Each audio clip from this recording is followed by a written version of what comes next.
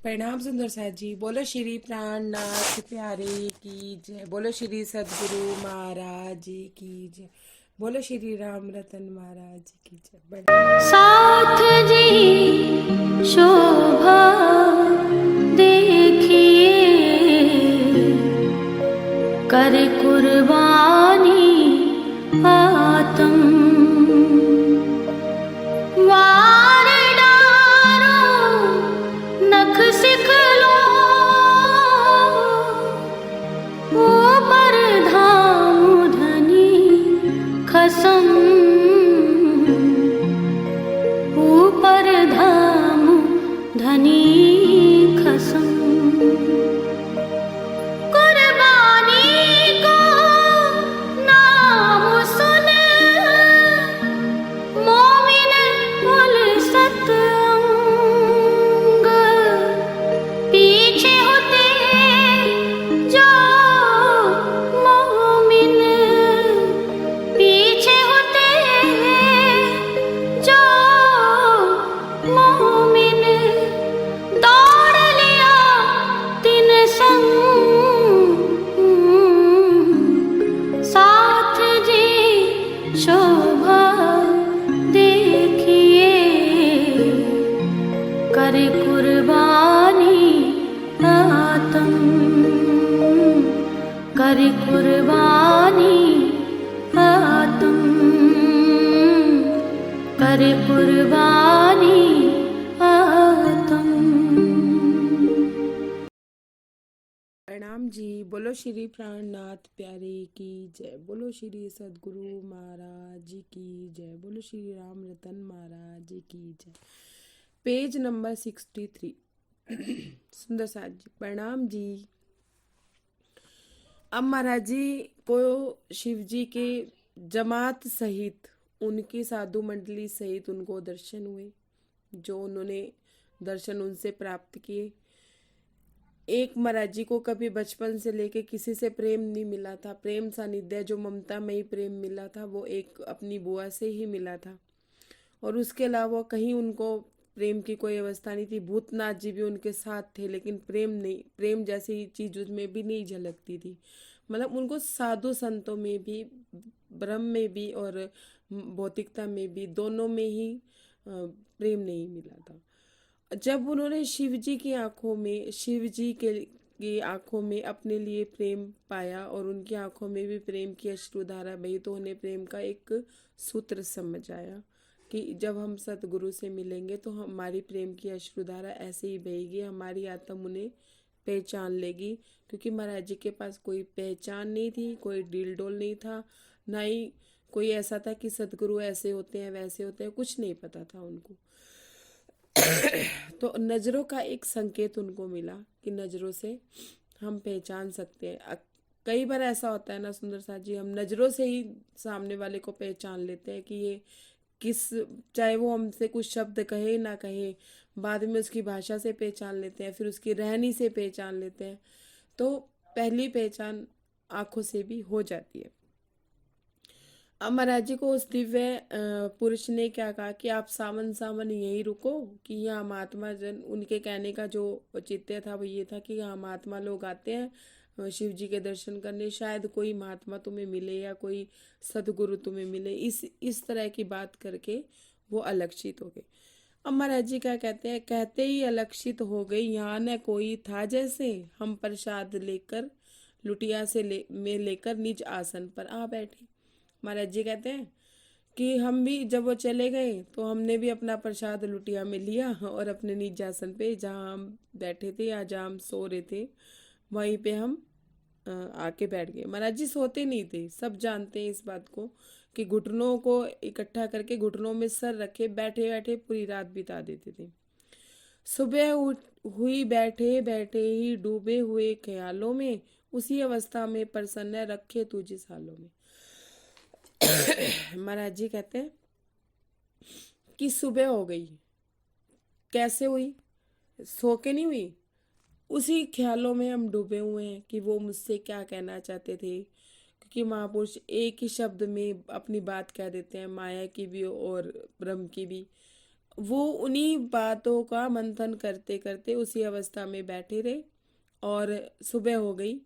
फिर क्या कहते हैं, उसी अवस्था में प्रसन्न है हम जैसे रखे तू जिस हालों में। अब रामेश्वर का लेके लक्ष्य, रामेश्वर का लक्ष्य लेके महाराज जी निकले थे।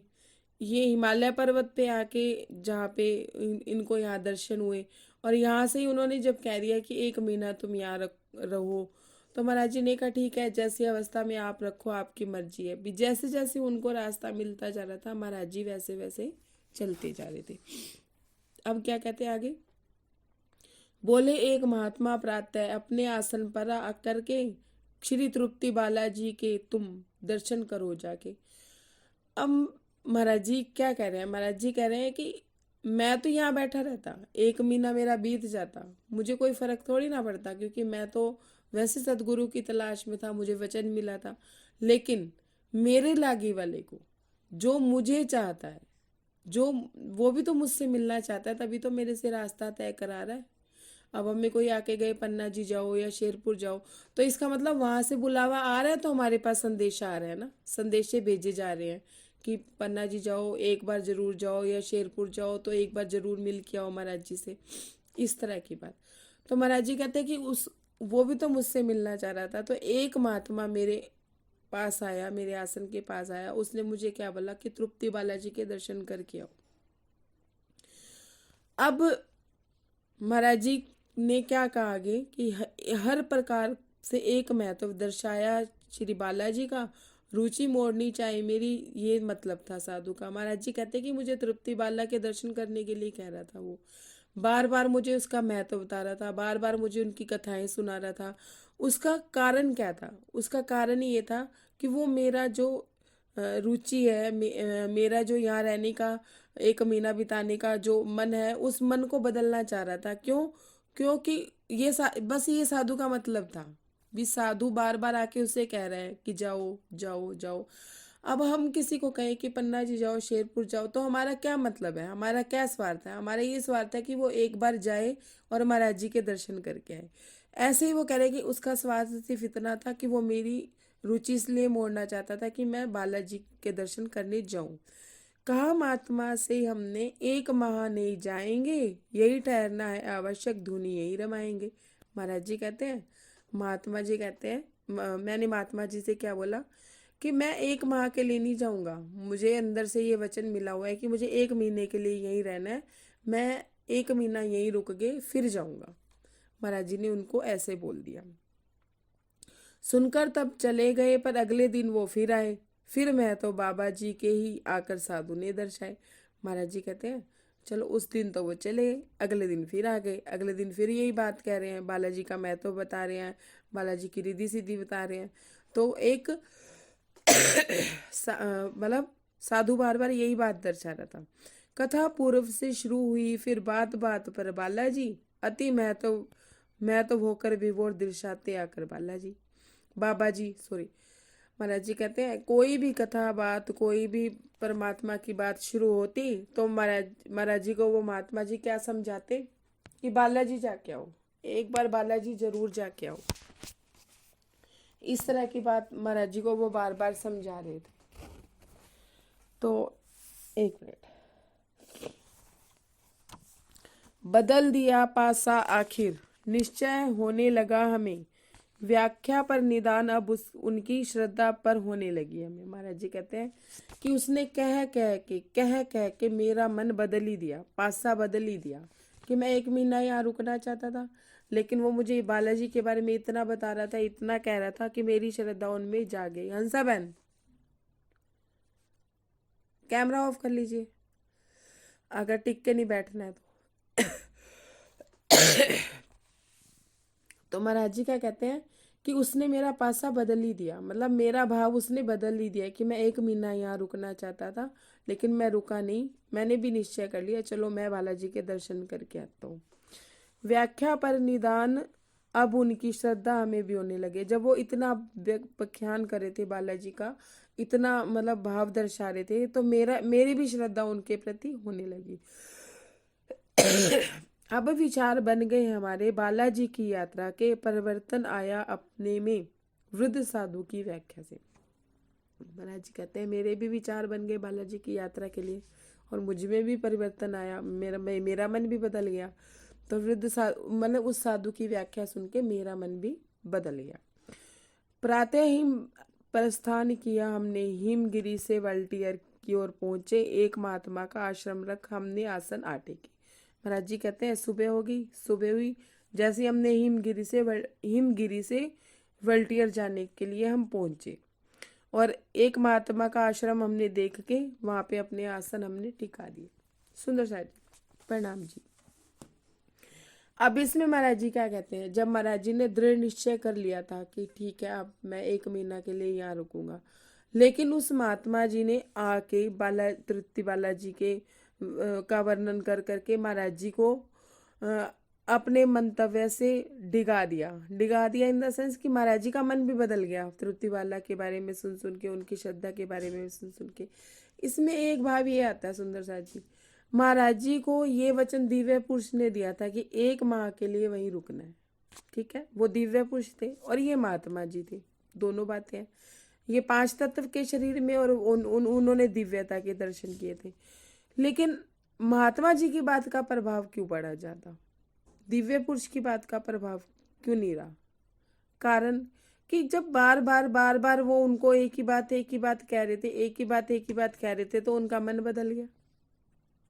ऐसे शिवन्या कल मेरा मन बदल रही थी। देखिए आप समझिए, अभी महाराज जी बता रहे हैं मेरा मन प्रभावी है, मेरे मन में मतलब मन कभी भी कहीं भी डावाडोल हो सकता है। अब यूं नहीं कि महाराज जी का मन नहीं डावाडोल हुआ, हो गया ना। तृप्ति बालाजी के दर्शन करने के लिए कहाँ उन्होंने जगन्नाथ की यात्रा की थी, फिर उन्होंने मन दृढ़ कर लिया था कि मैं किसी की यात्रा ना करूंगा, मैं सिर्फ सतगुरु की खोज करूंगा, लेकिन मन अभी प्रगट है। अभी झंडू दत्त जी झंडू दत्त ही हैं, जैसे हम जो हैं अभी हैं, अभी राज्य में लगे नहीं है, मतलब लगे हुए हैं, रास्ता चल रहा है। महाराज जी को भी तो जागृति आ रही है, दर्शन भी हो रहे हैं। इधर से तो ये बात है कि महाराज जी का भी मन प्रभावी है। दूसरी बात एक जो महाराज जी हमें समझा रहे हैं कि अगर मेरे लागी वाले को, महाराज जी ने उठते उठते क्या कहा, उसी अवस्था में प्रसन्न है जिस रखे तू जिस हालों में। अब महाराज जी कह रहे हैं मेरे मन में भी अगर बात आई तो मेरा लागी वाला जिससे मिलना चाहता हूँ वो भी तो मुझसे मिलना चाहता है, तो वो मुझे संदेश भेज रहा था, तो ही तो मेरा मन परिवर्तित हुआ। वही तो मुझसे मिलना चाह रहा था ना वहाँ पे, कि मैं यहाँ अपना समय व्यर्थ करता, इससे अच्छा मैं वहाँ चला जाऊँ या मैं वहाँ जाऊँ तो मुझे कुछ अच्छा मिले। सुंदर साथ जी बात यह है कि इस यात्रा में जब महाराज जी ने सतगुरु की खोज की, अभी तक तो वो देवी देवताओं की मतलब परमात्मा के दर्शनों की अभिलाषा कर रहे थे, अब वो सतगुरु की से मिलके उन तक जाने की रास्ते की परवाह कर रहे हैं। तो महाराज जी क्या कहते हैं कि महाराज जी का आगे तृप्ति बालाजी का जो अनुभव है वो जताएगा इस बात को कि महाराज जी या राज जी, सतगुरु भी और राज जी भी, दोनों ही बातें बड़े ध्यान से समझिएगा, बहुत ध्यान से समझने वाली अवस्था है कि जब हमसे मुलाकात करते हैं, चाहे सच्चे सदगुरु करें या महाराज जी करें, वो पहले दीन दुनिया हमें दिखा के, भौतिकता तो माया तो हमने खूब देख ली, माया से हमारा जी भर गया। जब हमारा माया से जी भरता है तो हम राज्य में लगते हैं, माया में होते हैं लेकिन ध्यान राज्य में होता है। ठीक है, तो धर्म में भी हर चीज दिखाने के बाद जब सारे दरवाजों से हमें ये लगने लगता है कि हमें राज्य की प्राप्ति इस गुरु से नहीं हो रही, इस गुरु से नहीं हो रही, ये भी सदगुरु नहीं है, ये भी सदगुरु नहीं है, यहाँ पे विषय वासनाएं हैं, यहाँ पे ये है, सारे रास्ते बंद करने के बाद ही सदगुरु मिलते हैं। कि बाद में रूह को ये ना रहे काश मैं वहां रुकती तो मेरे साथ ऐसा होता, काश मैं उनकी बात भी सुन लेती तो मेरे साथ, मतलब वो काश शब्द हमारी लाइफ से खत्म करते हैं। क्या कैसे माया हमारी जिंदगी में काश कैसे खत्म करती है। किसी के साथ हमारा रिश्ता है, हम किसी के साथ रिश्ते में बंधे हुए हैं, हम ऑटोमेटिकली एक बात समझिए, एक भी प्रैक्टिकल थोड़ी सी बात बताती हूँ, माया में भी ऐसे ही राज्य में भी दोनों ही बातें सेम सिमिलरिटी है, पर मैं इत का मसाला लेके उत की बात बता रही हूँ। अब मान लो हमारा किसी के साथ रिलेशन है, रिलेशन इन द सेंस हम किसी के दोस्त हैं, हम किसी की भाई हैं, बहन है, कोई भी रिश्ता उठा के देख लीजिए, कोई भी रिश्ता, हमारा उनसे स्वार्थ है और हमें क्या लग रहा है कि ये मेरी बहन बहुत सच्ची है, या मेरा दोस्त, ये जो मेरा फ्रेंड है, दोस्त ही ले लीजिए क्योंकि रिश्तेदारी में ज़्यादा नहीं किसी को कहते, कि हम किसी दोस्त को अपना मान रहे हैं और हमारे उसके साथ संबंध बहुत अच्छे हैं और हम बचपन से ही दोस्त हैं या लंबे समय से दोस्त हैं और हमारे बीच में कोई कटुता नहीं है, लड़ाई करते हैं लेकिन ठीक हो जाता है। लेकिन अगर आपने उसकी सत्यता जाननी है तो एक बारगी के लिए अपना स्वार्थ हटा दीजिए। हम खुद स्वार्थी हैं, हम स्वार्थ के थ्रू उस दोस्त से जुड़े हैं कि दुख सुख में काम आएगा, या हम रिश्तेदारों से इसलिए रिश्ता बना के रखते हैं कि आज इन्हें हमारी जरूरत है, कल हमें इनकी जरूरत पड़ेगी। आप अपना स्वार्थ वहां से जैसे ही हटाएंगे तो आपका स्वार्थ हटेगा तो उसका स्वार्थ भी पूरा नहीं होगा, फिर उसका रौद्र रूप देखिएगा। आप अपने वो रौद्र रूप जब वो दिखाएगा सामने वाला, जब आपकी पत्नी भी है या पति भी है, वो रौद्र रूप जब आपको अपना दिखाएगा तो आपको आपको लगेगा यार ये तो कभी ऐसा था ही नहीं, इसने तो कभी मेरे साथ ऐसा व्यवहार किया ही नहीं। अरे वो तो शुरू से ही ऐसा था, वो तो शुरू से ही आपके साथ भी स्वार्थ से जुड़ा था क्योंकि आप उससे स्वार्थ से जुड़े थे। ठीक है ना। आप अपना स्वार्थ, लेकिन आप अपने स्वार्थ में इतने अंधे थे कि सामने वाले का रूप आपको नजर नहीं आ रहा था। एक बार अपना स्वार्थ हटाइए, क्योंकि हम स्वार्थवश दूसरों से जुड़े हैं, जिससे हम स्वार्थवश जुड़े हैं तो नेचुरल सी बात है कि वो भी हमसे स्वार्थवश ही जुड़ा हुआ है। ये मत समझिए कि वो हमारा सगा है या वो हमारा सब बहुत कुछ कर देगा और आगे जाके भी करेगा, नहीं। इस मोहपाश में ही हम फंसे रहते हैं अपने स्वार्थ में, तो हम अपने सच्चे साथी को पहचान ही नहीं पाते। अपना स्वार्थ हटा के उससे अपना अगर किसी से रखो और वो भी आपसे निस्वार्थ भाव से अगर आपके साथ रह रहा है और आपके साथ बात कर रहा है, तो इसका मतलब ये है कि आप उसका भी आपके साथ स्वार्थ नहीं है, तो वो आपका सच्चा साथी है, जिसका आपका भी कोई स्वार्थ नहीं, मेरा भी कोई स्वार्थ नहीं। अब हमारा भी आपस में कोई स्वार्थ नहीं, सिर्फ हमारा स्वार्थ क्या है, एक राज्य। हम एक तरह से देख लीजिए कि हम तीनों एक रास्ते पे आप चल रहे हैं और एक रास्ते पे मैं चल रही हूँ, दोनों रास्ते पहुंचते राज्य तक ही हैं, लेकिन कोई रास्ता ऐसे बीच में उबड़ खाबड़ का है जिसमें भटकाव भी है, और कोई रास्ता ऐसा है जो एक सीधा भी जा रहा है। तो बस एक सीधे रास्ते पे ले जाना और राज्य की तरफ ले जाना, ये हमारा ध्येय है, ये हमारा कोई आपस में स्वार्थ नहीं है। तो हम सच्चे साथी आपस में कह सकते हैं सुंदर साथ, कि हम लोगों को एक दूसरे से कोई स्वार्थ नहीं है, ना गुरु ना चेले। मतलब जो भाव मुझे महाराज जी ने समझाए वो बात मैंने बताई। महाराज जी कहते हैं कि मेरा लागे वाला भी मुझसे मिलना चाहता था, शायद मुझसे कोई अनुभव देना चाहता था, मुझे खुद से मिलने से पहले मुझे हर चीज़ दिखाना चाहता था।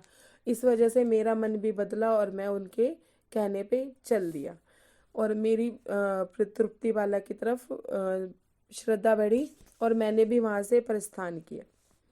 तो महाराज जी कहते हैं मैं हिमगिरी से वल्टियर पहुंचा।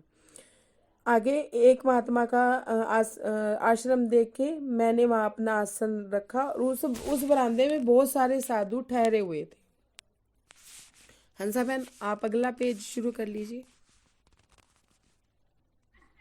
Page number 67। वही रुका। पूछा हमें ब्राह्मण हो तुम? हाँ का उत्तर पकड़ाया। यह शरीर ब्राह्मण ही का है।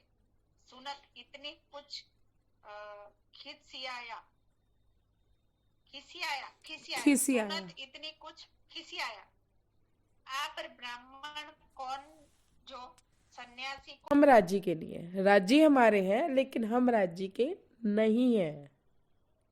ठीक है।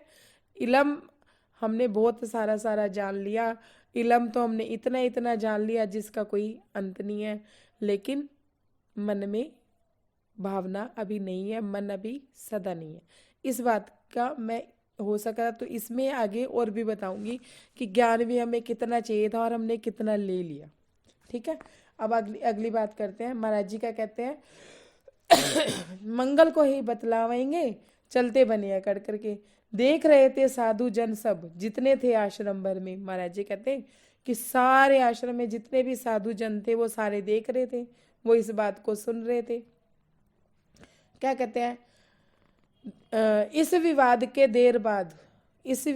देर बाद बोली एक माई जी आके, बड़ा बुरा है ये साधु, तुम सावधान रहना इससे। महाराज जी कहते हैं कि सारे साधु जन इन बातों को सुन रहे थे, उसकी बदतमीजी भी देख रहे थे। तो उनके जाने के बाद एक माई मेरी तरफ आके क्या बोली कि ये साधु बहुत बुरे हैं, इनके पंगे में मत पड़ना, ना ही इनके चक्कर में पड़ना, ये बेवजह तुम्हें भटका भी देंगे और कोई ना कोई उपद्रव भी कर देंगे, मतलब कोई ना कोई ऐसा जादू टोना भी कर देंगे, फालतू की चीज़ों में तुम्हें डाल देंगे, तो तुम्हारी बुद्धि भी भ्रष्ट कर सकते हैं।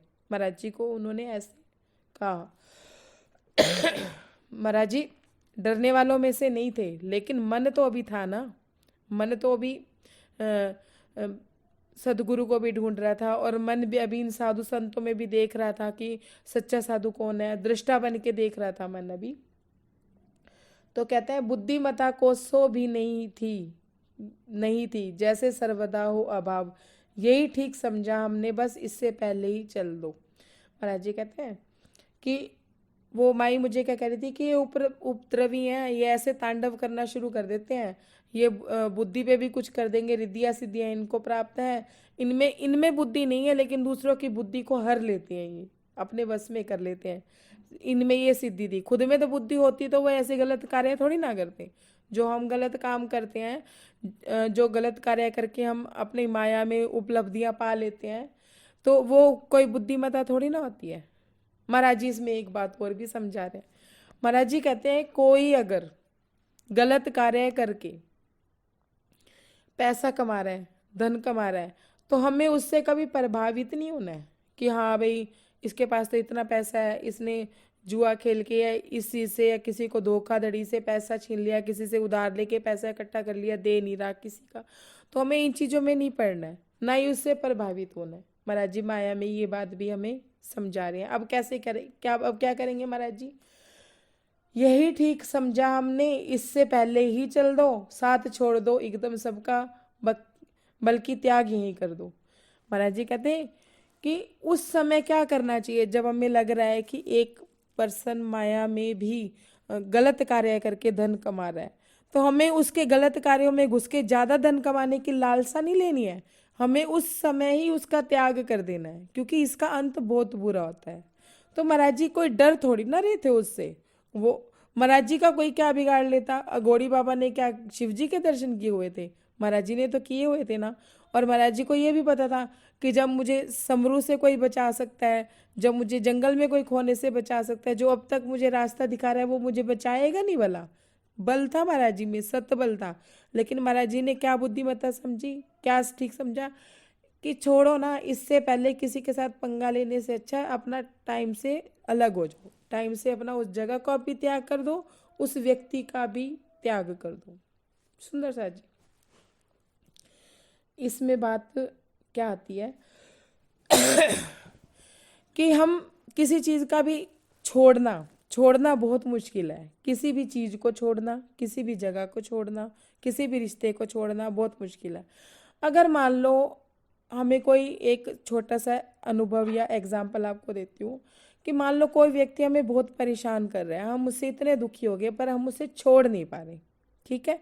हमने आत्मबल भी कर लिया, हमने अपने घर वालों को बुला के ऐसे वैसे करके या कुछ भी करके अपने आत्मबल को भी स्ट्रॉन्ग करके अगर हमने उसे छोड़ भी दिया या उसको कई मौके देने के बाद भी छोड़ दिया, अगर हम ध्यान से सुनिएगा, अगर हम उस बात को, उस व्यक्ति को, उस जगह को बार बार मन में विचारते हैं, बार बार मन में हमारे मन में उसके प्रति विचार आते हैं, तो इसका मतलब हमने उस चीज को छोड़ा ही नहीं है। समझिए कैसे छोड़ना होता है कि अगर हमने अपना जीवन राज्य को समर्पित कर ही दिया। पश्मीना शॉल का एक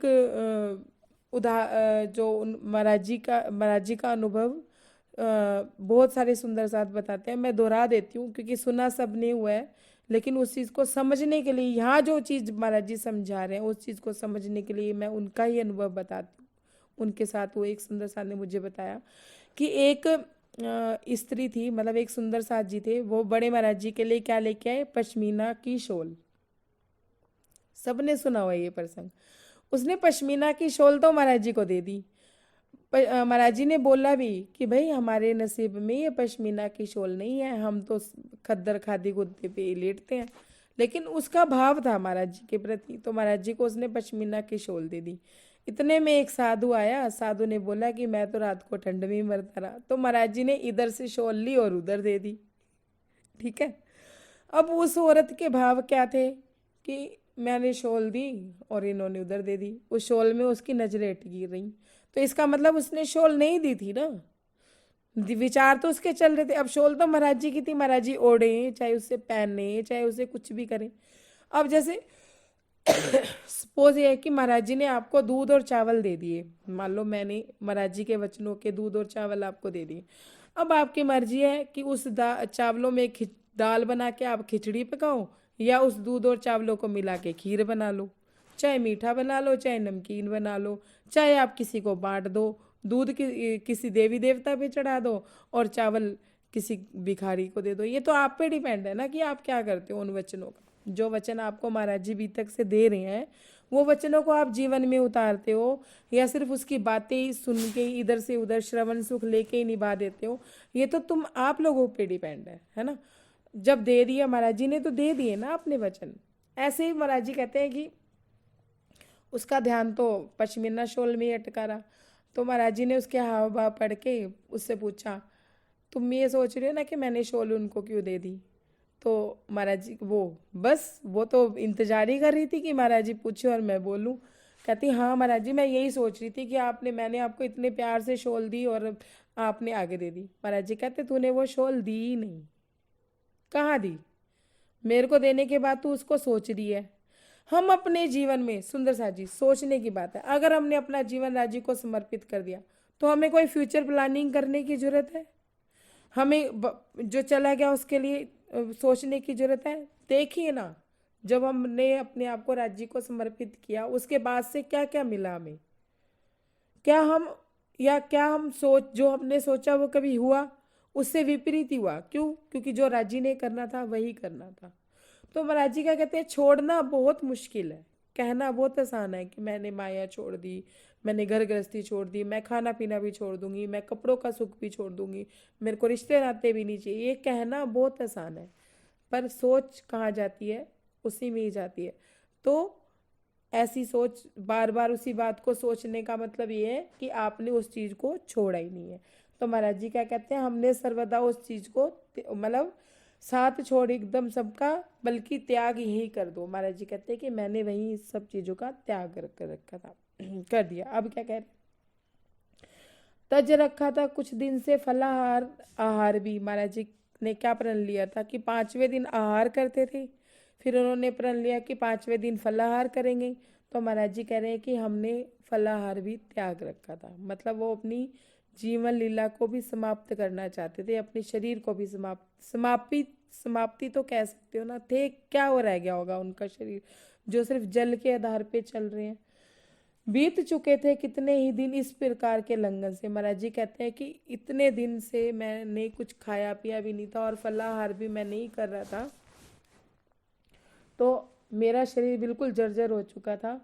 लंघन की कमजोरी इतनी थी आ पहुंची थी तन पे। महाराज जी कहते हैं कि मेरे तन में भी वो कमजोरी इतनी आ चुकी थी कि मैं चलने लायक भी नहीं था। लेकिन उठ न खड़ा होस कोई उपद्रव, हमने उठ प्रस्थान किया। महाराज जी कहते कि मैं नहीं चाहता था कोई उपद्रव हो या कोई झगड़ा हो, कोई लड़ाई हो, फिर वो कोई मेरे पे कुछ करे या कुछ करने का प्रयास करे, या वही चीज देखो जो ये तांत्रिक बाबा और ये होते हैं ना, जब किसी के ऊपर कुछ करते हैं, हम कहते हैं ना इसने कुछ कर दिया मेरे घर पे, इसमें कुछ कर दिया मेरे घर पे। जब एक गुरु का स्थान, मतलब एक राज्य की पधरावनी भी अपने घर में हो, महाराज जी का स्वरूप भी विराजमान हो। एक मिनट सुंदर साथ जी, एक मिनट, प्रणाम जी। कि मुझे डर नहीं था उसका, लेकिन मैं नहीं चाहता था कि जैसे तांत्रिक वांत्रिक कोई भी काम कार्य करते हैं और अपने घर में ही गुरु का स्थान होता, गुरु की पधरावनी होती है। हम स्वरूप क्यों पधराते हैं अपने सतगुरु की? राज्य पधरावनी होती है इसलिए होती है कि हमें पता है कि कोई भी बुरी चीज़ हमारे घर में घर नहीं कर सकती। जब हम सत रास्ते पे चल रहे होते हैं तो वो कोई भी चीज़, याद है आपको श्री जी के ऊपर भी तांत्रिक ने कितना कुछ करने की कोशिश की थी, वो पहाड़ वापस उसी के पास जाके गिरे थे। तो वो चीज पलटवार भी कर जाती है, मान लो हम पे नहीं करेगी तो वो उसी पे ही जाके करेगी। तो महाराज जी कहते हैं कि मैं ऐसा भी क्यों करूं, मेरे पे तो कुछ फर्क पड़ने वाला है नहीं। जब वो अपना तन ही त्यागने को तैयार है तो उन्हें क्या फर्क पड़ रहा था तांत्रिक की उस इच्छा से। लेकिन वो कहते हैं कि किसी और पे पड़ जाए, किसी और को नुकसान हो जाए, इससे अच्छा है यहाँ से चल पड़ो। महाराज जी कहते हैं कि पता नहीं मुझे एक अजीब सी शक्ति ने मेरे को अंदर से बल दिया और मैंने वहां से चलने का मन में ठान लिया। हमको जाता देख महात्मा ने मन में ठान लिया, साथ साथ चल दिया हमारे अपने पूरे साथ सहित। महाराज जी कहते हैं कि जब उसने मेरे को जाते हुए देखा तो वो मेरे साथ ही चल पड़ा, मेरे पीछे पीछे ही चल पड़ा अपनी मंडली के साथ। हमने सोचा अब निश्चय ही कुछ लेना है, कुछ अनित। महाराज जी कहते अब कुछ ना कुछ तो ये करेगा ही, और कुछ ना कुछ इसका भी अहित होगा, अनिहित होगा, कुछ ना कुछ ऐसी बात होगी कि इसका भी कुछ होगा, गलत होगा। सुंदर साथ जी महाराज जी इस बात को समझाना चाह रहे हैं। आज हमारी रहनी सुधर गई है, आज हम बदल गए हैं। हम वाणी से ये भी जान गए कोई देत का साला तुमको, तुम भला चाहिए होती। लेकिन अगर आप अपनी पीछे वाली बीत तक देख के समझे, मैं अपनी बीत तक से समझती हूँ कि हम जिसके बारे में जैसा सोचते थे कि इसके साथ ये हो जाए, उसके साथ वो हो जाए, वो सेम बुरा बुरा वो हमारे साथ होता था, घटित होता था। कभी नहीं किसी ने ये प्रैक्टिकल अपने आप में अनुभव महसूस किया हो कि अगर हम किसी की बच्चे की मान लो अपना बेटा है, उसको तो एक रोटी दे रहे हैं, दो रोटी दे रहे हैं, चुपड़ी हुई घी से चुपड़ के दे रहे हैं। किसी पराये का बच्चा आ गया तो सूखी रोटी दे दी। तो महाराज जी कहते हैं तो तुम्हारे नसीब में भी सूखी रोटी है। जो हम किसी को देते हैं वो पलट के जरूर आता है। कहा गया ना गीता में भी कि कर्ण जो क्या था, वो सोना ही सोना दान करता होता था। तो जब वो मरने के बाद ऊपर पहुंचा तो उसको सोना ही सोना मिला, मतलब बदले में सोना ही मिला। तो उसने कृष्ण भगवान जी से पूछा कि मैंने तो सारी जिंदगी त्याग किया, तो मैंने रोज मेरा प्रण था कि मैंने कोई ना कोई चीज दान में देनी है। मैंने इतना सोना सब दान में दिया, तब भी मुझे भी खाने पीने के लिए खाना वस्त्र कुछ नहीं मिले, सिर्फ सोना ही मिला। तो कृष्ण भगवान जी ने उनको क्या जवाब दिया कि जो इंसान दूसरों को देता है ना, उसको भी वैसा ही मिलता है, पलट के वैसा ही मिलेगा। आज तुम अपने माता पिता की कदर नहीं करोगे, कल तुम्हारे बच्चे माता तुम्हारी कदर नहीं करेंगे। ये एक समझ लो कि जीवन नहीं है, एक हाथ दो एक हाथ लो वाली कहानी है, कर्म भी कह सकते हो। तो किसी समय में हम भी किसी के बारे में अगर बुरा सोचते थे तो पलटवार होता था, अच्छा सोचते थे तो हमारे साथ भी पलटवार होता था। अगर आप लोगों को समय की अधिक कमी ना हो तो मैं एक प्रसंग सुनाऊं छोटा सा। प्रणाम जी। सुनाओ सुनाओ। एक व्यक्ति था, बहुत वृद्ध हो गया, मतलब बहुत वृद्ध हो चुका था, और बौद्ध भिक्षु थे, मतलब महात्मा बुद्ध थे।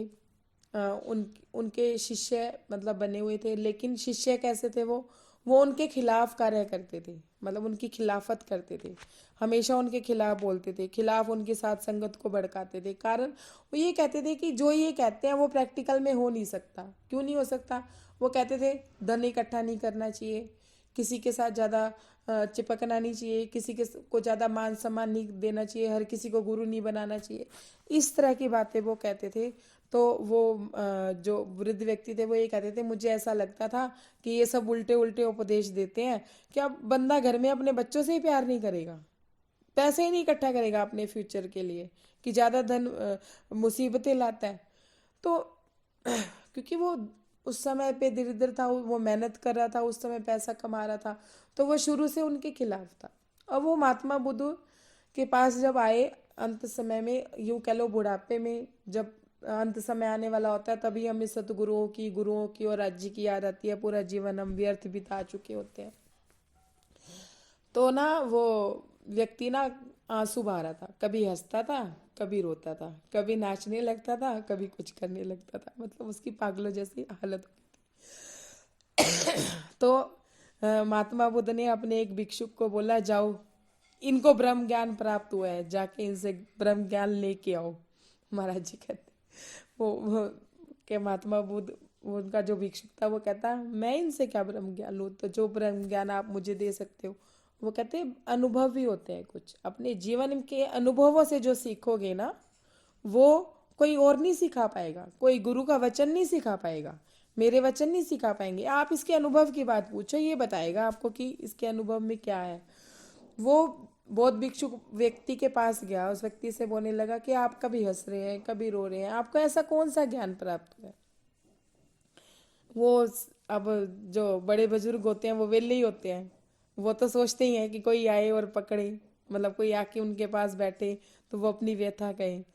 तो वो उसने आदमी ने, मतलब वो उस विरोधी व्यक्ति ने उस बौद्ध भिक्षुक को बिठा लिया और अपनी व्यथा सुना रहे हैं। क्या व्यथा सुना रहे हैं कि मेरे पिता गरीब थे, उन्होंने छोटा सा एक अपना बिजनेस चालू किया, फिर उस बिजनेस को मैंने संभाल लिया, जब मैं बड़ा हुआ मैंने संभाल लिया, बिजनेस अच्छा था, शादी हो गई तो मेरी पत्नी इतनी अच्छी लगती थी, मुझे भी इतनी अच्छी लगती थी कि मैं उनकी बात कोई भी नहीं टालता था। मुझे वो लगता था कि वो मुझे सत्य ही बोलती है, जब भी बोलती है मुझे राह देती है। मेरी एक राहगीर थी, एक बच्चा हो गया, 2 बच्चे हो गए, 2 बेटे पैदा हो गए। तो वो क्या कहता है वृद्ध व्यक्ति कि एक मेरे पिता ना बीमार हो गए, बीमार नहीं हुए सॉरी, क्या मेरी पत्नी ने मेरे को बोला कि आपके पिता ने तो ये बिजनेस शुरू किया था, आपने उसको आगे बढ़ाया है, आपने 4 चांद लगाया है, मेहनत तो आपकी है। अब आप अपने पिताजी को बोलो कि वो यात्रा पे जाएं या अपने परमात्मा में लगे और बिजनेस का त्याग कर दे, पूरी तरह से बिजनेस आपको दे दें। तो महाराज वो तो वृद्ध व्यक्ति कहता है कि मैं मेरी पत्नी की बात मुझे सही लगी कि हाँ भी ये पापा बूढ़े हो गए, इनसे होता तो है नहीं, जाके बैठा भी नहीं जाता, इससे अच्छा है कि ये बिजनेस मुझे सौंप दे। ये बात जाके उन्होंने अपने पिता को कही। पिता ने क्या बोला, नहीं नहीं अभी मैं बूढ़ा थोड़ी ना हूँ, मैं नहीं जाऊंगा किसी यात्रा में, मैं तो यहीं रहूंगा, क्योंकि वो भी माया में फंसा हुआ था। तो वह वृद्ध व्यक्ति कहता है कि मुझे इतना बुरा लगा, मैं बता नहीं सकता कि मेरे पिताजी ने मेरी बात टाल दी और मेरे को मेरी पत्नी की बात सही लगी। तो क्या मैं मेरे पिता के ना जाने का मतलब मरने का इंतज़ार करने लगा, कब ये मरेगा और कब मुझे ये बिजनेस मिलेगा, इस तरह की बात वो कहने लगे। क्या एक दिन मेरे पिता ने ना बिस्तर पकड़ लिया, कई दिन उनकी हालत खराब भी रही, वैद्य भी बुलाए, लेकिन एक दिन वैद्य ने क्या कहा, तुम अपने रिश्तेदारों को बुला लो, ये जिनसे मिलना चाहते हैं इनको मिलवा दो, इनके अंतिम समय का कुछ पता नहीं है। तो वो क्या कहते हैं कि मैंने ना अपने सारे रिश्तेदारों को बुला लिया, मेरे पिताजी तो उनसे भी मिल लिए, रिश्तेदार भी अपने घर चले गए, लेकिन मेरे पिताजी की तो मृत्यु नहीं हुई। तो मेरी पत्नी, मैं अपने पिता के पास बैठा था और मेरी पत्नी पीछे से आई, तो मेरे पिता मुझे बुला के कह रहे थे कि मेरे पास अब समय ज़्यादा नहीं रहा। तो मेरी पत्नी ने पीछे से ऐसे बोला मेरे को कि इनसे कहो कि अब अपना तन त्याग देना चाहिए, कोई भी इच्छा है तो उसका भी त्याग कर दें, क्योंकि अंत समय में ऐसी हालत में पड़ जाने से तो अच्छा है कि आपको मृत्यु आ जाए, इससे अच्छा तो आप मृत्यु से मुक्त हो ये जाए। आवाज ठीक नहीं आ रही है दीदी। अब सही आ रही है? आपको आ रही है? अब सही आ रही है? हाँ अब सही आ रही, अब सही आ रही। तो वो कहते हैं कि मेरी पत्नी ने ऐसा बोला तो मुझे भी ठीक लगा कि हाँ भी इस हालत में कब तक पड़े रहेंगे, इससे अच्छा इनकी मृत्यु हो जाए। तो कहते हैं कि मेरे पिता की मृत्यु हो गई, मैंने अपने पिता की अंतिम यात्रा ऐसी निकाली भव्य से भव्य कि मतलब कि लोग ये कहें अपने पिता का कितना मान सम्मान करता था, कि मैंने इतनी भव्य से भव्य उनकी यात्रा निकाली। अब सुनिए सुंदर साथ जी, वो क्या कह रहे हैं कि लोग मेरी प्रशंसा कर रहे थे। क्या प्रशंसा कर रहे थे कि कितना प्यार करता है अपने पिता से, इतनी भव्य यात्रा उसने निकाली, मतलब कोई कमी नहीं, कोई पेशी नहीं, और मीठे में भी बनाया कि मेरे पिता बुढ़े होके गए।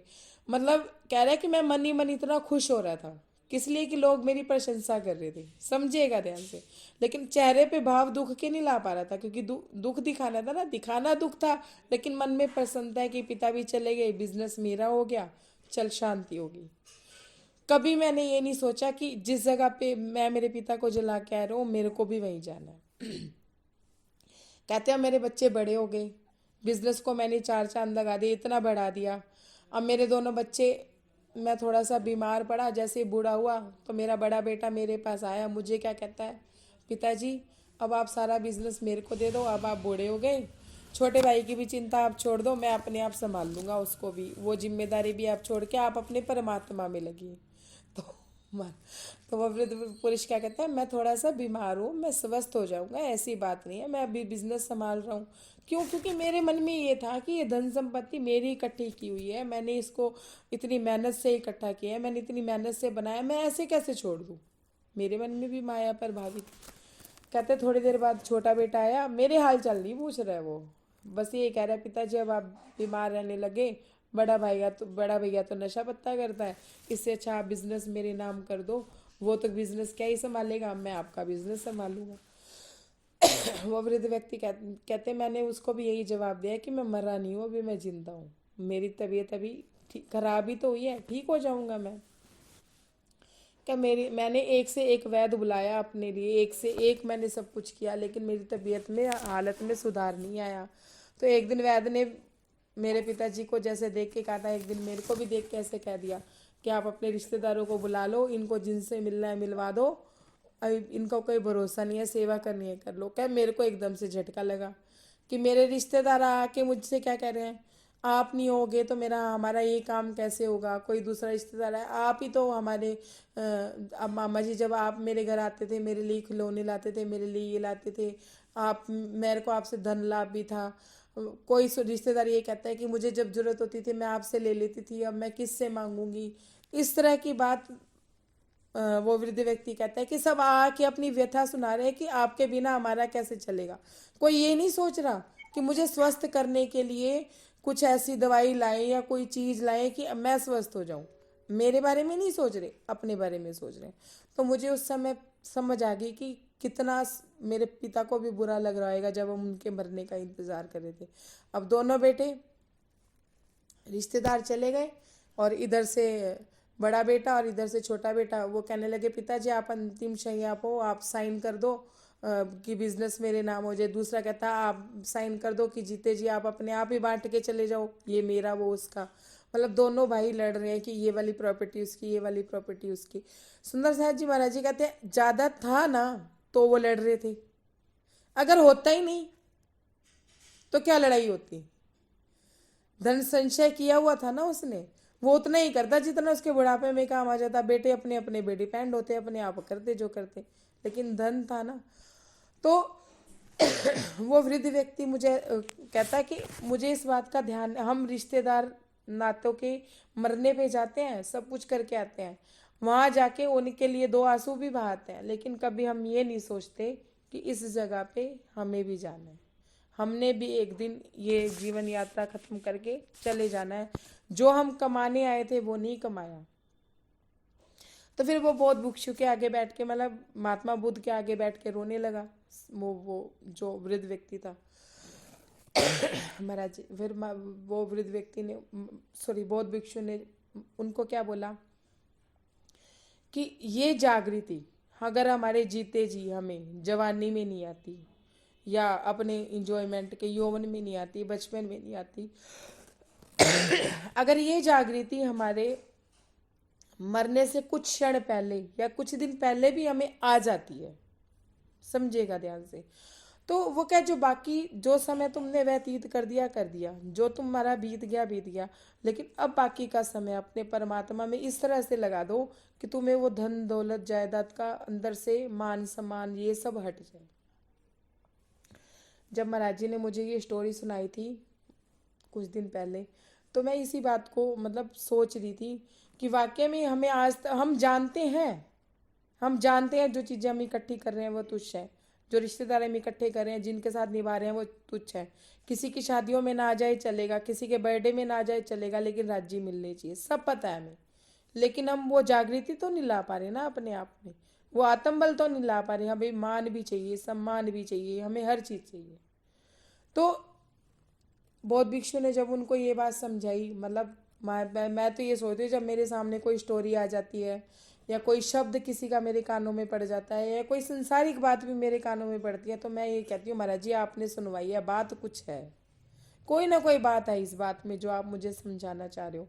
तो मैं महाराज जी के पीछे लग जाती हूँ, मैं अपने मन मंथन में लग जाती हूँ, मुझे बात समझाओ, बात क्या है। जब मैं उस मंथन में लगती हूँ तो मुझे समझ आता है कि महाराज जी ये समझाने लगते हैं, और हम अपन उल्टे ही मन मंथन में लग जाएं, असत मन में लग जाएं, गलत बातों को विचारने लगे तो गलत बातें मन में आती है। तो सुंदर साथ जी, ज्ञान इतना ही बहुत कि जितना हमारे जीवन में हमें सार्थक बना सके। तो महाराज जी यही बात उनसे कह रहे हैं कि हम किसी का हित नहीं करना चाहते थे, लेकिन अब ये अपना भी अनहित कुछ करेगा और मेरे साथ जो होगा वो देखी जाएगी। उपद्रव तो है ही अब, और कोई उपद्रव हो नहीं है। महाराज जी कहते हैं ये भी इसका उपद्रव ही है कि मैं जा रहा हूँ, जब बात खत्म करके मैं जा रहा हूँ, मेरे पीछे पीछे आ रहा है, तो अब जो होगा देखी जाएगी। महाराज जी ने सब कुछ अपने परमात्मा पे इस बात को छोड़ दिया। प्रणाम सुंदर साथ जी। मैं एक बात और कहना चाहती थी कि मैं किसी व्यक्ति विशेष को लेके बात नहीं कहती हूँ, ना मैं किसी सुंदर साथ विशेष को लेके बात कहती हूँ। जो महाराज जी मेरे हृदय में जागृति करते हैं मैं वही बात कहती हूँ। फिर भी अगर किसी के हृदय को मेरे शब्दों से ठेस पहुंची हो, या मैंने अपना जो छोटा सा अनुभव बताया उस अनुभव का किसी की आत्मा का नाम मान ना रहा हो, या कोई ये समझे कि मैं नाटक कर रही हूँ, तो वो मान सकता है, लेकिन मुझे उसके बदले में मान सम्मान नहीं चाहिए। लेकिन मेरी पर्सनल बात की और मुझे जो अनुभव लगता है वो मैंने आपके सामने शेयर कर दिया। कोई गलती हो तो मुझे क्षमा कीजिएगा। प्रणाम जी, प्रणाम सुंदर साथ जी।